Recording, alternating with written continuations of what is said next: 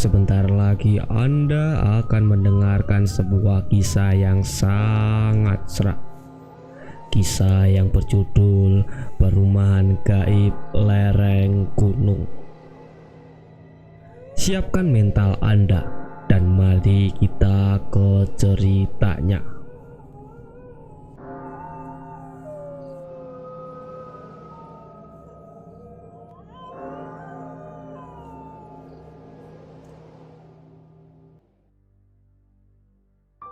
Kejadian ini aku alami bersama suamiku. Jadi waktu itu aku bersama suamiku berencana mau beli rumah. Kita disurvei banyak banget rumah, mulai dari pinggiran kota, masuk kota, sampai masuk-masuk desa. Sebenarnya ada yang cocok, tapi budgetku pas-pasan. Dan akhirnya kita putuskan untuk lanjut besok pagi buat survei. Nah, singkat cerita, malam itu suamiku ngabarin kalau dia barusan dapat tawaran rumah bekas yang ada di dalam perumahan.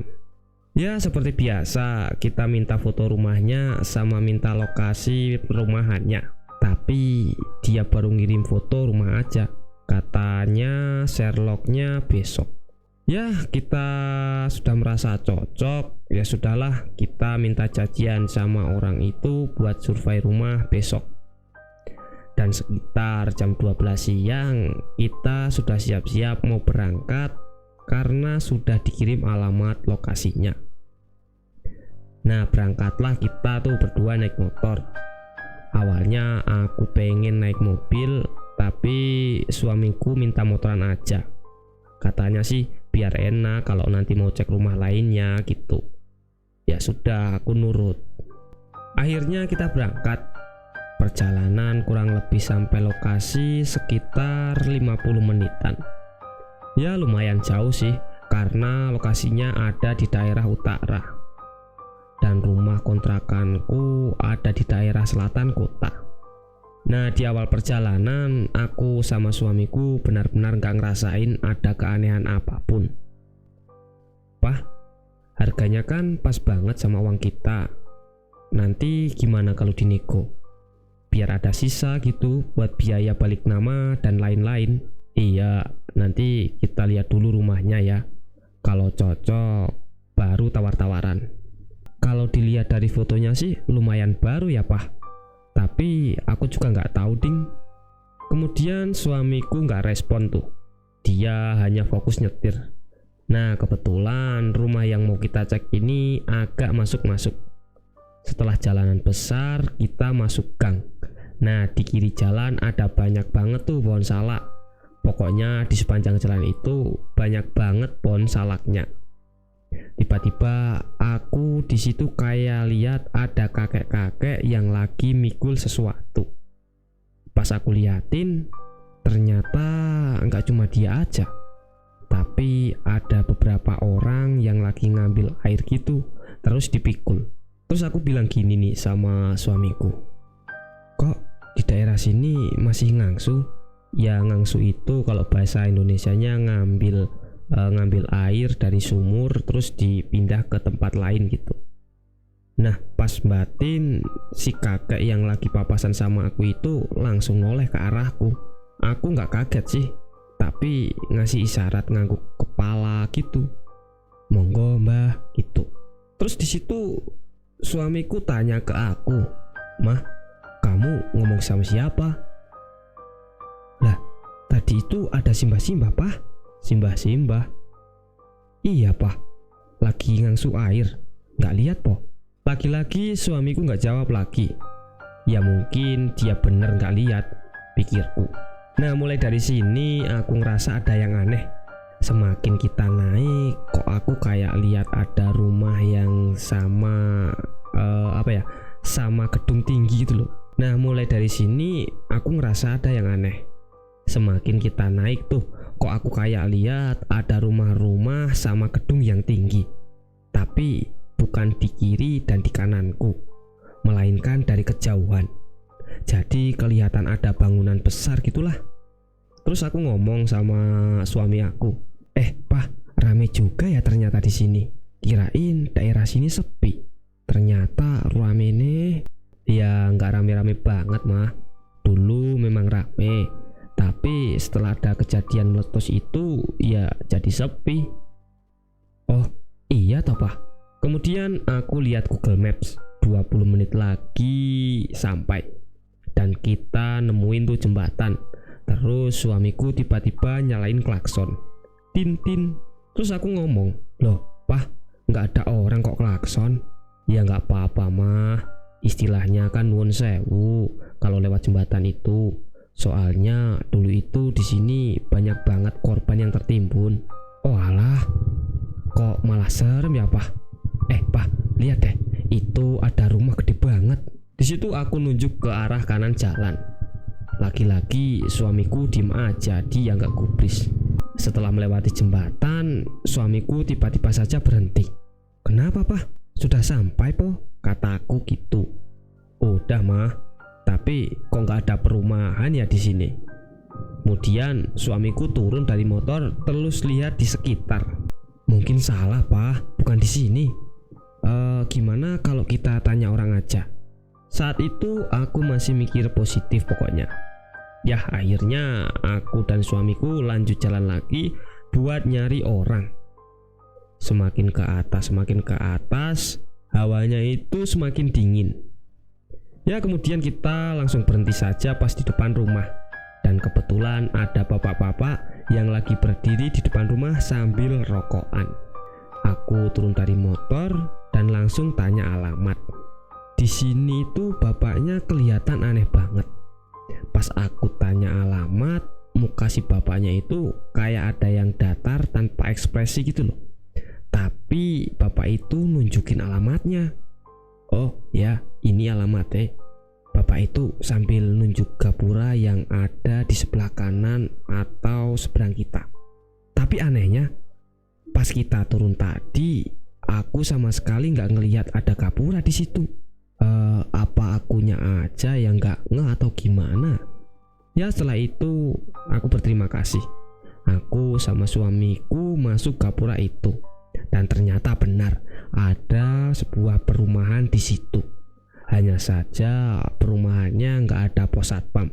Jadi kita muter-muter komplek.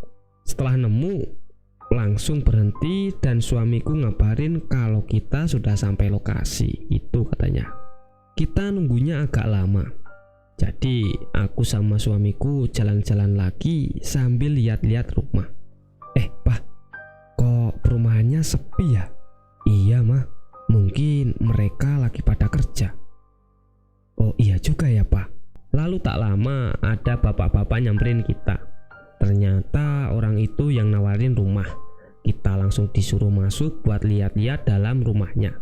Begitu masuk dari pintu ruang tamu, di situ aku melihat ada taburan bunga. Terus aku noleh ke pojok kanan, di situ ada sajen.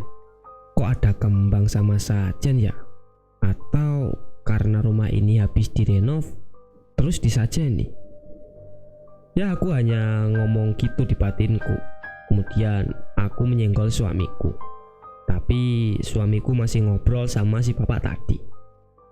Tiba-tiba muncul ibu-ibu bawa nampan. Aku dan suamiku dijamu dengan teh panas dan cemilan.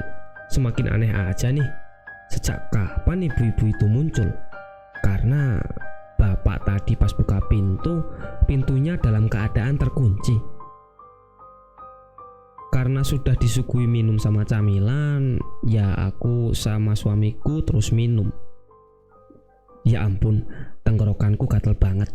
Itu tehnya manisnya nggak karuan dan baunya bau melati nyengat. Aku noleh ke arah suami. Aku rasa dia juga ngerasain hal yang sama.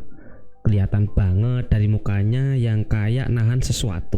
Nggak lama si bapak nyuruh kita buat ikut. "Monggo mas, lihat kamar-kamarnya," kata si bapak. Aku dan suami ikut di belakangnya. Di bagian belakang ada lorong dan kamar saling berhadapan. Ceklek, kunci dibuka dan pintu kamar dibuka. Pas buka pintu, ternyata di dalamnya ada anak-anak sedang main loncat-loncatan di atas kasur.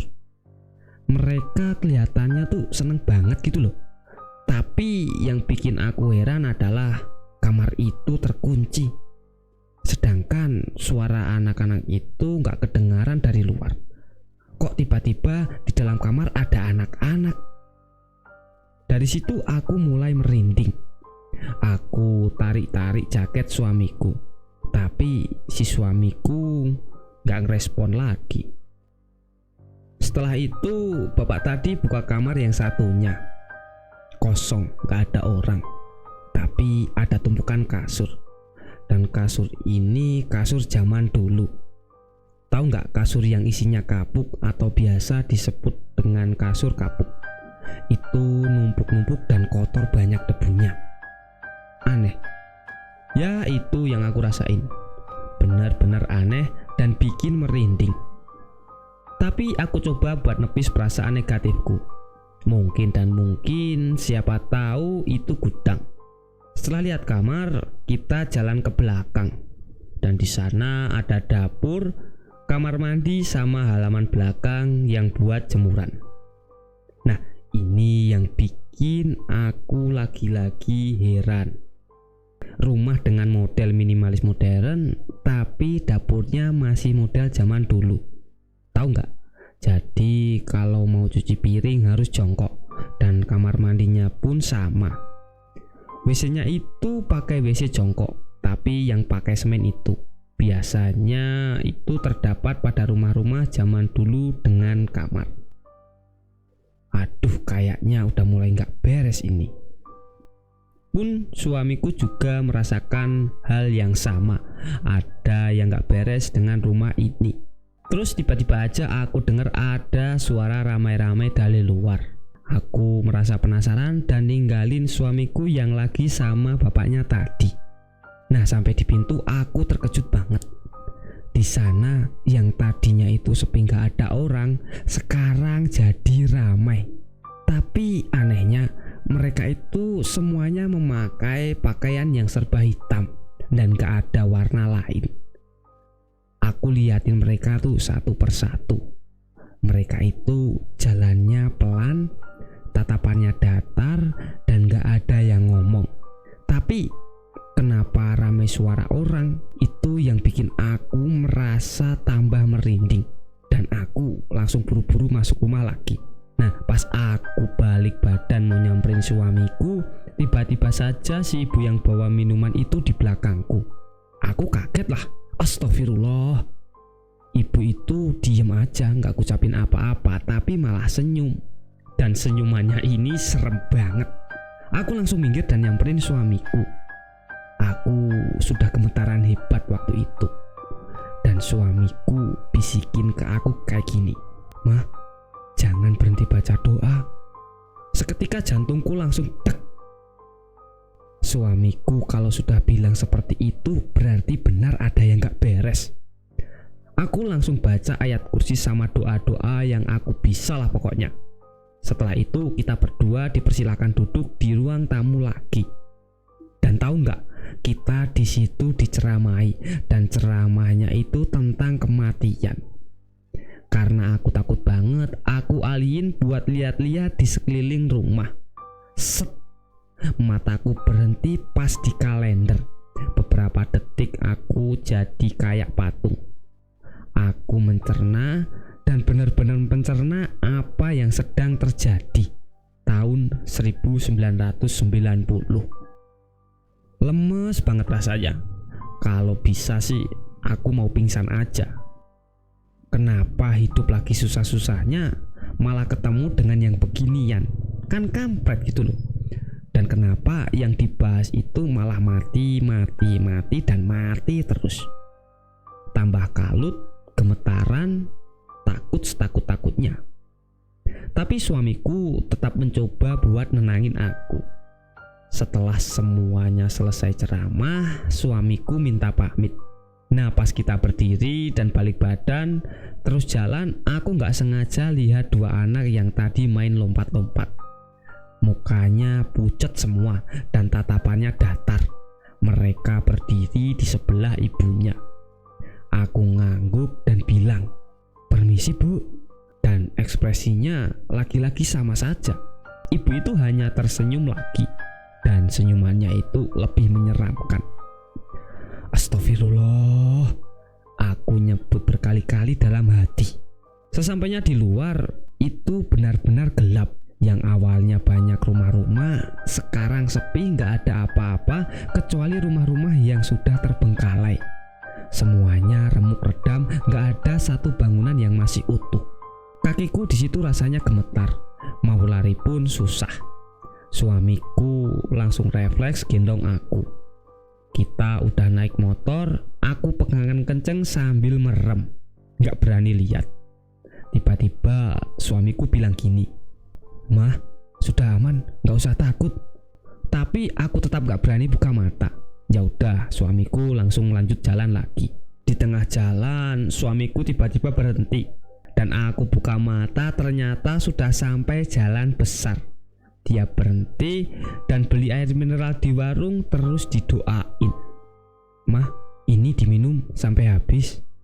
Suamiku nyuruh untuk meminum air itu. Aku tanpa pikir panjang langsung teguk sampai habis, dan rasanya itu jadi beda banget, lebih enteng. Tadinya berat banget pundakku. Setelah itu kita mampir di angkringan, pesen teh panas sama beli sarimi rebus. Selesai makan, suamiku jelasin ke aku, "Mah, apa yang kamu lihat itu tadi beneran, dan kita tadi lagi berada di desa gaib. Untungnya mereka nggak ada niat jelek, cuman ngasih tahu kita aja. Dan apa yang diceramain tadi buat pengiling kita sebagai manusia yang hidup bakal mati." Aku hanya diam dan gak bisa berkata apa-apa. Intinya aku masih takut. Dan setelah makan kita langsung pulang. Aku juga sempat lihat jam pas di angkringan, dan waktu itu menunjukkan pukul 10 malam. Padahal kita berangkat jam 12 siang, sampai di sana jam 1. Kok bisa selama itu? Perasaan cuma bentar kita lihat-lihat dalam rumah sama dengerin ceramah. Tapi sudahlah, pusing aku mikirnya. Oh ya, kebetulan suamiku ini orangnya juga paham dengan hal mistis. Jadi kalau ketemu hal yang semacam itu, dia biasa saja dan lebih keikuti saja alurnya biar nggak panik. Karena kalau semakin panik, kita semakin diganggu. Ya mungkin segitu saja pengalaman dari kita. Ambil baiknya saja dan buang buruknya. Semoga menghibur.